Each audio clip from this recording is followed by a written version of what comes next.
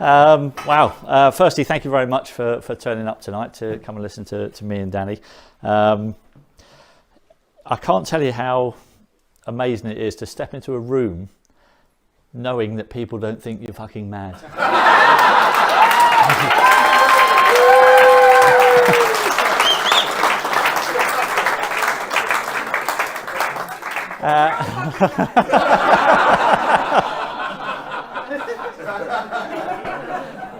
But it is, you know. But do you know what the amazing thing I find about it is the energy when you step into a room of people like you is way up here.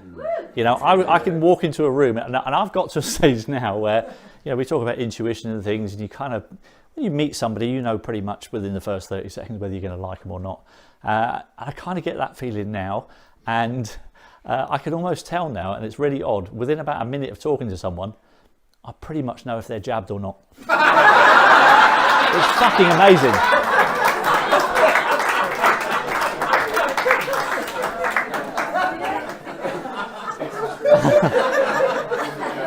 I don't know, it's been a wild 4 years for me, I've got to tell you. Now, I don't know about you. That was my moment when I went, fuck me, that's not right. And I can pinpoint that moment as the moment where I went, I'm calling bullshit on all this right now. And so the propaganda gets ramped up, and you know, you start talking about going into lockdowns and everything. And obviously, I'm working on the mainstream media, and I was quite vocal on social media talking about the government and why they're doing these stupid measures. And obviously, this wasn't going down very well with my employers, because I was criticising the mainstream media, and there I was working in it.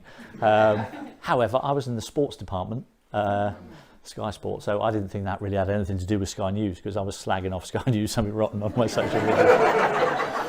I mean, from a career point of view, it probably wasn't the best thing I could have done. And to this day, I don't have a single regret about calling out the mainstream media, because they have been disgusting and a massive part of what we've been through, in my opinion.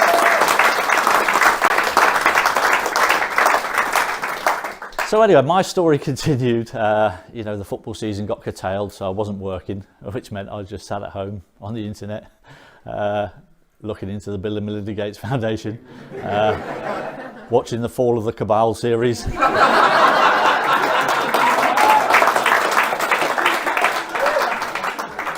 Obviously, I had too much time on my hands, and I watched the whole fucking lot in one go, because I was transfixed, right? I was like, everything that I'd ever thought of. I'd always been a little bit suspicious of politicians and all that shit. 9/11 dodge.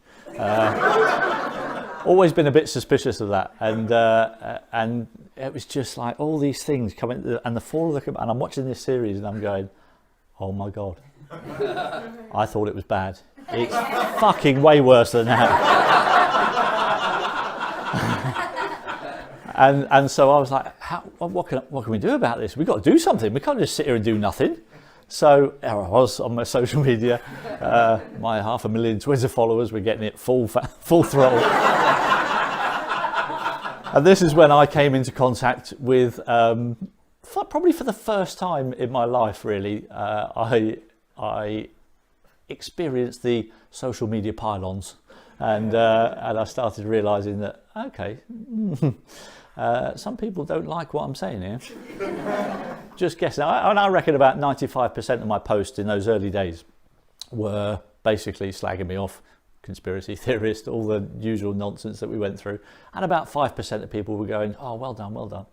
And I was like, okay. But I believed in what I just felt something was not right. And I felt something was not right, and I had to speak out about it. So I put out a tweet, and it went something like this.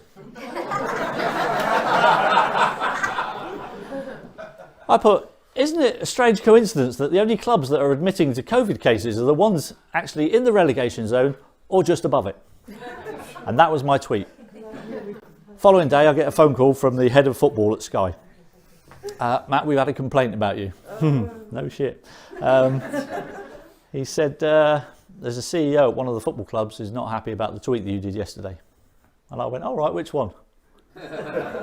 I was fucking doing 20 a day. So he said, the one about the teams in the relegation zone. And I went, oh, right. I said, have you got it there in front of you? He went, yeah, I have. I said, can you read it to me? So he read it to me. And I went, right. I said, is there anything factually incorrect in that tweet? And he paused for a minute and he went, no.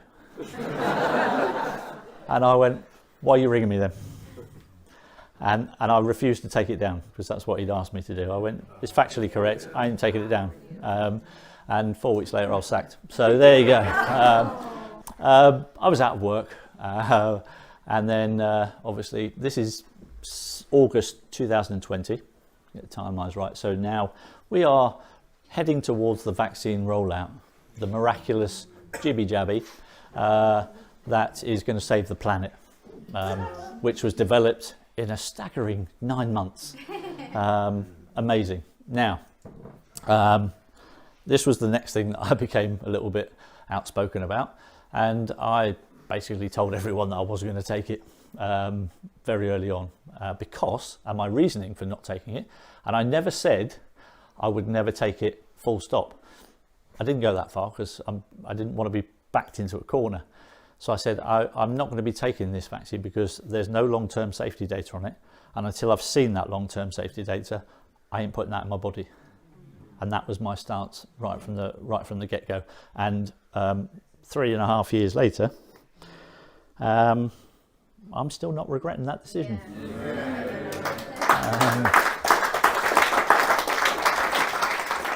I think one of the biggest red flags for me was that my spidey senses were alerted when, I don't know if anybody noticed, but they had to change the actual definition of the word vaccine to actually be able to call these gene therapies a vaccine. So I've had plenty of arguments on social media.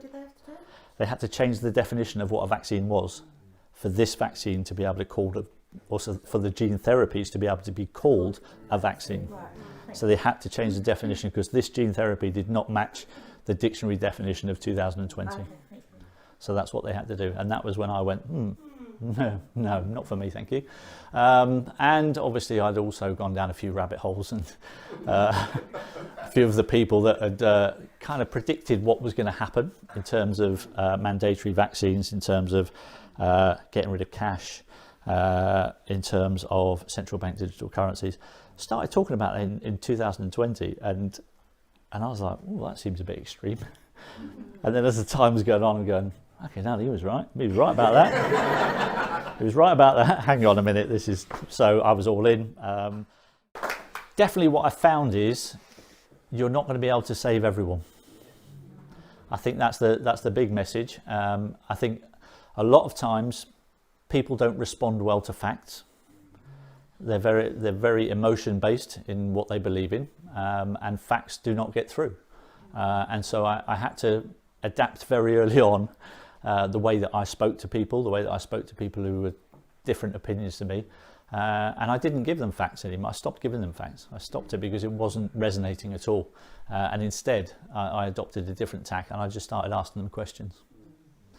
I asked them questions which made them feel very uncomfortable, and not always did they reply straight away, but the seed had been planted, and when they were at home, sat on their own, thinking about it, maybe they just thought a little bit about what the answer to that question might be.